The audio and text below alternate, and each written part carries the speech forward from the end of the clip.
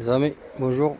On se retrouve sur la 308 HDI 110 DV6 bien sûr. Donc sur ces 308 là, les HDI là, que ce soit 208, 207, etc. Ils ont un problème quand il fait chaud l'été. En fait, ils ont un problème de thermostat. À certains kilomètres, en fait, la thermostat, on va aller vers là. Elle prévient pas en fait. Elle peut faire un joint culasse sur sur ses moteurs, que ce soit un litre 4 ou un litre 6. Hein. C'est la même chose. Tous les HDI, PSA, c'est 3 de Peugeot. La thermostat, elle est là. C'est un boîtier de thermostat en fait. La thermostat, elle est à l'intérieur. Tu vois, avec la sonde de température, ça se vend comme ça, complet. Le problème sur les HDI, la thermostat, quand elle fait un joint culasse, elle prévient pas en fait. Voilà. Elle fait une surchauffe, consommation d'eau, surpression dans le circuit et direct, hein, ça prévient pas. Donc c'est pour ça que je conseille de la changer avant que ça soit trop tard. Cette 308 là, elle a presque 300 000 km, elle roule toujours nickel, elle n'a pas de souci. Mais voilà, normalement il ne faut pas attendre jusqu'à 300 000 km. Hein. Avant, il faudra la changer. Parce que le problème, la maladie de ces thermostats là, en fait elle casse à l'intérieur. Elle casse. Et quand elle casse, toi tu le sais pas, elle prévient pas comme j'ai dit. Et du coup ce qu'elle fait, elle fait une surchauffe. Moteur. Donc joint culasse, moteur qui part à la poubelle quoi. S'il y a une surchauffe, c'est que le joint culasse est mort. Et ce que la culasse est surchauffée, ben, comment dire, il va falloir c'est du gros travail en fait. La rectifier, la surfacer. Parce que voilà, elle doit être déformée quand il y a un joint culasse sur les HDI. Quand il y a un joint culasse sur les HDI, c'est trop tard. C'est mort. Voilà, c'est mort. Donc avant qu'on arrive à ce problème, donc il vaut mieux la changer. Voilà, c'est une d'origine. C'est une d'origine. Get. Voilà, donc c'est pas du n'importe quoi parce qu'avec ça, il faut pas rigoler sur les thermostats sur internet là qui sont en 20 balles. Donc sur ça, ils vont mieux payer 50, 60 jusqu'à 100 euros. Mettre un truc d'origine et que vous serez tranquille pendant des années. Là, elle a roulé, elle a presque 300 000 km, donc il vaut mieux la changer. Là, c'est l'été, il fait chaud, ça voyage et tout ça. Donc, allez, pour cela, on va enlever déjà toute la batterie, toute cette partie là, les durites et là. Et prévoyez du liquide de refroidissement. Liquide de refroidissement, parce que on va vider le liquide de refroidissement. Et il va falloir purger tout ça. Donc premièrement je vais dégager toutes ces durites et la batterie. Une autre maladie des HDI, de l'huile partout. Tu vois là sur le turbo de l'huile. Ça c'est la maladie des HDI. Ça tout le monde le connaît, c'est la maladie. Quand tu vois de l'huile sur le turbo comme ça, mais ça je ferai un autre tutoriel. Il y a plein de gens qui croient que c'est le turbo. Tu vois, il y a de l'huile là, il y a de l'huile partout en fait. Toi, tu crois que c'est le turbo. En fait, c'est pas le turbo. On voit qu'il y a de l'huile là sur le filtre à particules en bas et tout ça, regarde. Mais c'est pas le turbo. Le problème des HDI, c'est le reniflard. C'est le reniflard. Il y a une membrane, il y a une membrane en caoutchouc, elle est très fragile. Et des fois, elle perce. Avec certains kilomètres, elle perce. Et au lieu qu'elle laisse passer les vapeurs, elle laisse passer l'huile. Ce qui fait que l'huile, le turbo, il aspire. Et ça dégouline partout, tu vois. Voilà, parce que le turbo, il aspire l'air. Là, c'est l'air. Et là, quand la membrane, là, elle est HS, ce qui fait le turbo, il aspire l'huile, en fait. Donc, ça fait de la merde partout. Donc, ça, je ferai une autre vidéo, parce qu'aujourd'hui, j'aurai pas le temps de tout faire. Membrane, elle est là, toute neuve, avec ce cache, tout neuf. Et les joints du cache culbutaire. Il vaut mieux acheter les trois comme ça quand vous changez celle-là, parce que on va démonter le cache culbutaire en même temps, parce que je vais faire un nettoyage. Donc en même temps je vais changer le joint du cache culbutaire. Pour les gens qui veulent laisser, ben, tu peux laisser, tu peux changer que ça. Voilà, tu dégrafes ici, tu la sors la membrane, il y a un ressort à l'intérieur, tu remplaces par la neuf et basta.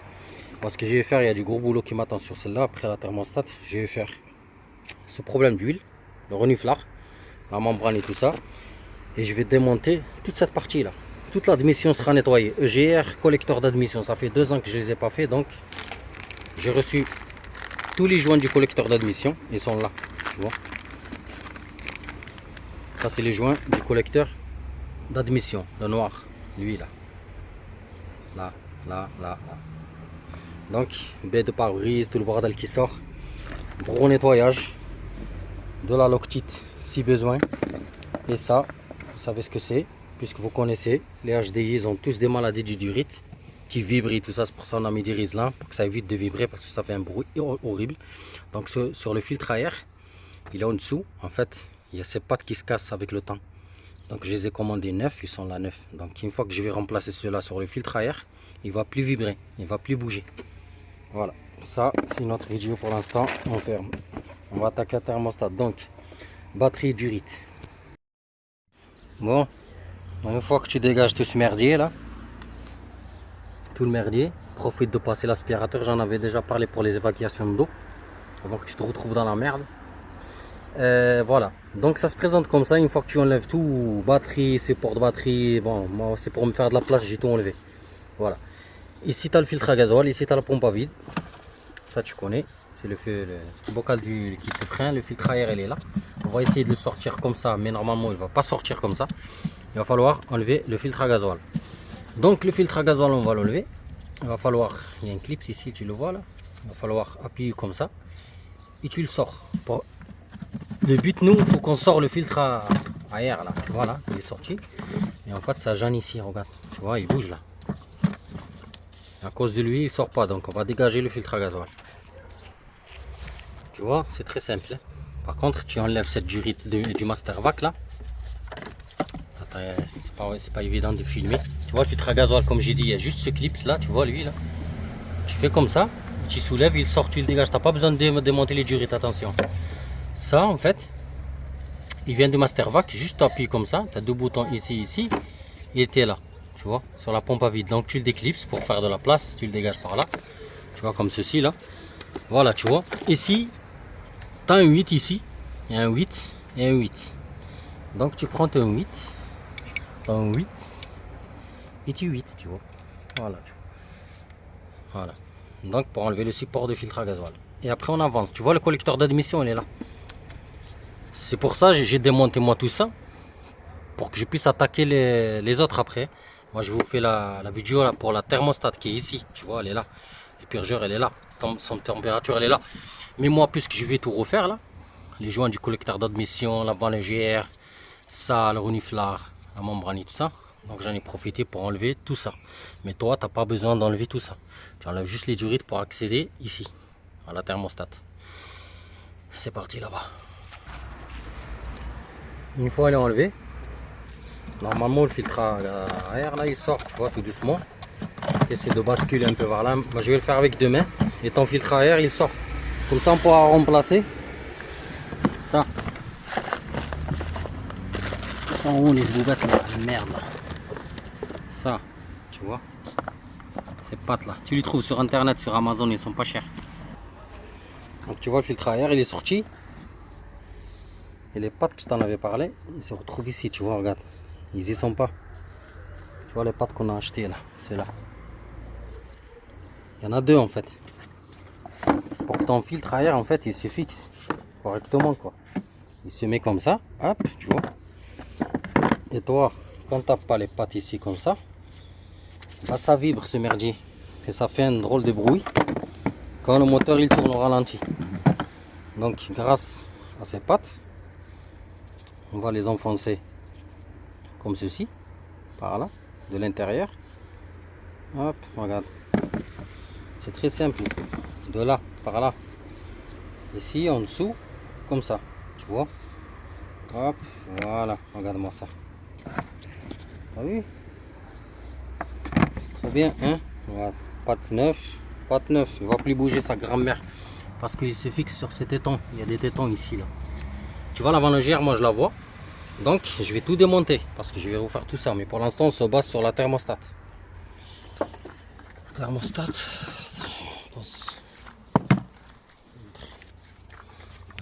On va dégager ça là-bas. Voilà les tétons que je vous ai dit. Bref, la thermostat elle est là. Pour certains, ils préfèrent enlever la pompe à vide. Je vais voir si je peux accéder à cette vis. Celle-là, ça va, c'est une 8. L'autre, il y a la pompe à vide comme par hasard qui gêne. Donc il va falloir enlever la pompe à vide. Tu n'as pas le choix parce que tu as les vis. En fait, c'est inaccessible, quoi. Donc c'est pas grave, je vais enlever la pompe à vide. La pompe à vide, c'est très simple. Tu as un 10 ici, un gros. Et après, tu as lui, un 10 aussi. Il fait tout ça en fait, lui. Donc tu as ça et ça. Et la pompe à vide, elle sort. Ok.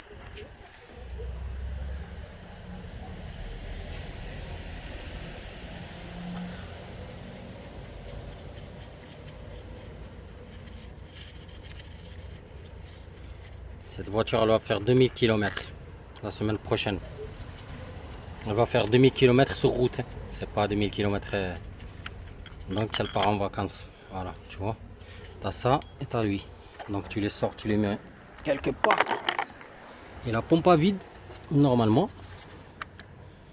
elle sort. Il y a un joint en fait à l'intérieur aussi. qu'il va falloir penser à le changer.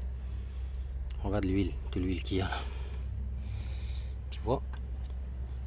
Le joint il coûte pas cher. Profitez-en quand vous démontez comme ça. Changez-le. Ça coûte rien. Regarde, il est là le joint. Tu vois, il est là le joint. Changez-le. Il y a lui, il y a lui. Comme ça évite que lui. Bon, lui celui-là, il n'y a pas de fuite parce qu'on le voit très bien. Il ne fuit pas. Mais moi, je préfère quand on démonte une pièce comme ça, vaut mieux changer les pièces, les joints. Regarde. Ben, toute cette huile là, tu vois, en fait, si ton joint est mort, ben, ça va couler sur la thermostat. Ça te fait les merdes. Et ben, tu vois, maintenant le 8, on le voit, il est là. Ça, c'est un 8. Ça, c'est un 8. Tu as un 8 aussi en bas. Il va falloir débrancher la thermostat et enlever toutes les durites. Là, par contre, il va falloir enlever toutes les durites. Celle-là, celle-là, celle-là. Elle a un clip de merde, comme vous voyez, un collier de merde. Et il y a celle-là. Il y a 1, 2, 3, 4 et 5. Il va falloir débrancher tout ça. L'eau, elle va couler, c'est normal. C'est pour ça préparer de liquide de refroidissement. Et après, on va accéder aux 4 vis de 8 et la thermostat, elle sort. Et on verra la suite. Bon, une fois la pompe à vide enlevée, attention, quand vous la nettoyez, il y a une crépine ici, faites attention, il faudra bien la nettoyer. Nettoyons frein, parce que c'est très important. Ici, j'ai accès à tous les vis, une fois que tu enlèves la pompe à vide. 8, 8, 8, 8, 8. Quand tu enlèves les 8, quand tu enlèves les 4 là, c'est très simple. Attention les durites, pareil, hein, je ne vais pas te montrer comment tu enlèves les durites. Il y en a 4. Une fois que tu enlèves tout ça,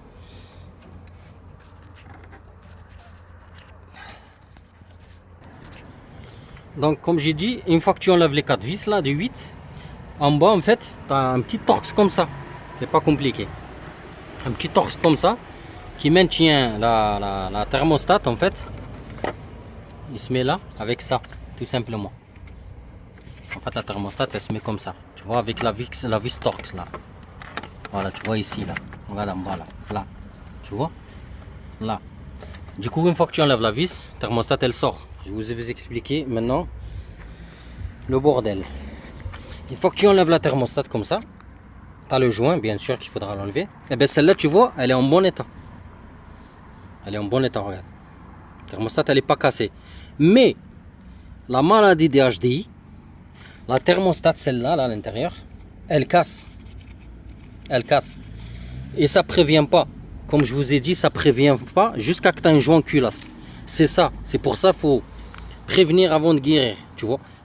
À certains kilomètres, tu changes. Et encore celle-là, là, presque 300 000 km et elle n'a pas de problème. J'en ai connu des voitures, j'en ai vu sur internet et tout ça. Ils avaient 150 000, 160 000 thermostat HS joint culasse. Hein. C'est pour ça, là, ces moteurs, ils sont très bien réputés. Les DV6, là, c'est les meilleurs. Il n'y a pas de 90, il n'y a pas de mes couilles. Le 110, le DV6, c'est les meilleurs. Et c'est les mêmes que sur les 307. Les dernières phases, là. Voilà. Donc, tu imagines, là, on va la sauver. On va la sauver avant que ça soit trop tard. Ben celle-là, elle est bonne, tu vois. Je viens de la vérifier, elle est bonne. Mais voilà. Mais il se peut que demain, ou après-demain, ou sur un long trajet, pendant les vacances, elle casse. Et si elle casse, elle fait un joint culasse. Et si elle fait un joint culasse sur les HDI, c'est fini la culasse. Adios. Voilà. Donc, quand tu achètes la neuve, bien sûr, tu compares. Tu vois bien, tu compares. Ancienne et la neuve. C'est les mêmes, il n'y a pas de problème. Sauf ces fils de pute, ils ont pas mis. En fait, ils vendent pas le purgeur. Donc il va falloir récupérer votre purgeur. Et c'est le problème, il est clipsé. Donc il va falloir faire très attention de le déclipser ici et ici et récupérer le purgeur pour qu'on puisse le mettre ici. Et après, bien sûr, une fois récupéré, attention, gros nettoyage. Regarde l'eau comme elle est propre. Voilà. Parce qu'elle a toujours utilisé de liquide de refroidissement. Pas de l'eau de robinet. Donc, je vais nettoyer l'emplacement bien comme il faut, tu vois. Et je place ma thermostat, quoi. Voilà. Tu vois l'espace que j'ai maintenant? C'est pour ça, sur une autre vidéo, je vais passer à attaquer tout ce bordel là. Les injecteurs, le faisceau, la durite derrière le GR et le collecteur d'admission. Parce que les joints ils sont là. Tu en as un ici, un l'autre ici, tu en as 8. Et bien tu imagines le collecteur d'admission, il est là. Il faudra le sortir, faire un gros nettoyage, remplacer les joints et faire celle-là aussi. Voilà, bref. Je nettoie là-bas, je remets ma thermostat. Mais avant, il va falloir que je récupère le purgeur. Bon, l'emplacement est très bien nettoyé, séché bien sûr. T'as un soleil qui tape là, c'est même pas la peine. Donc, le purgeur, je vais te montrer. Tu prends juste 2 tournevis plats comme ça, fin. Tu écartes ce côté, et regarde, ça sort tout doucement. Tu vois, il est là. Ça sort. Et tu le remets dans le même sens que celui-là, comme il était en fait. Voilà, tu vois là, voilà, il est posé en fait là. Le clip il est en haut, tu vois, son température elle est là. Ça veut dire que je le mets comme ça. Je le mets pas comme ça ou comme ça, tu vois. Donc voilà. Je vais juste le nettoyer et le clipser, tu vois. Voilà, c'est très important. Il faut pas le perdre ça parce que je pense pas que ça se voit en détail. Donc faites attention quand vous l'enlevez et quand vous le mettez aussi. Parce qu'il y a un joint à l'intérieur. Regarde le joint. Il est là le joint.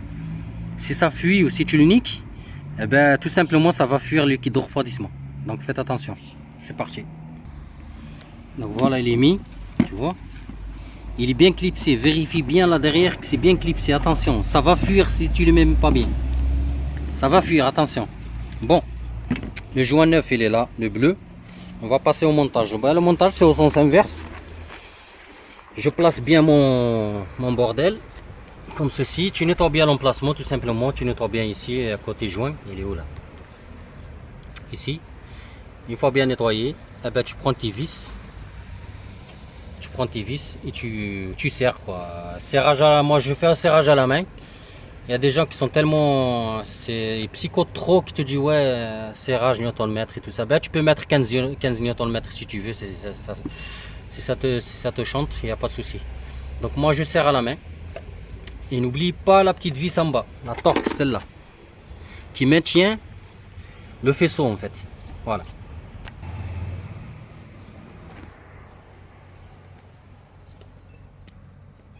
Donc tu serres à la main, vite fait.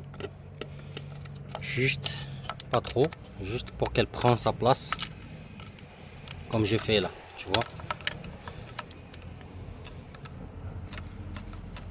Donc, une fois qu'elle se positionne, ben, au fur et à mesure, tu serres, tu vois, sur les côtés, un peu en croix, tu vois, c'est mieux. Parce que moi je fais tout le temps le serrage en croix. Et ben tu prends le petit cliquet, il est où?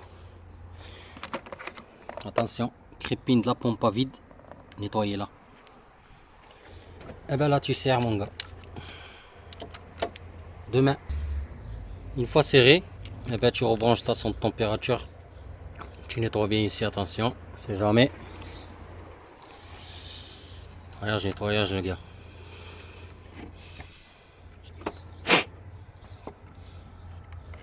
Et là, hop, voilà, tu vois.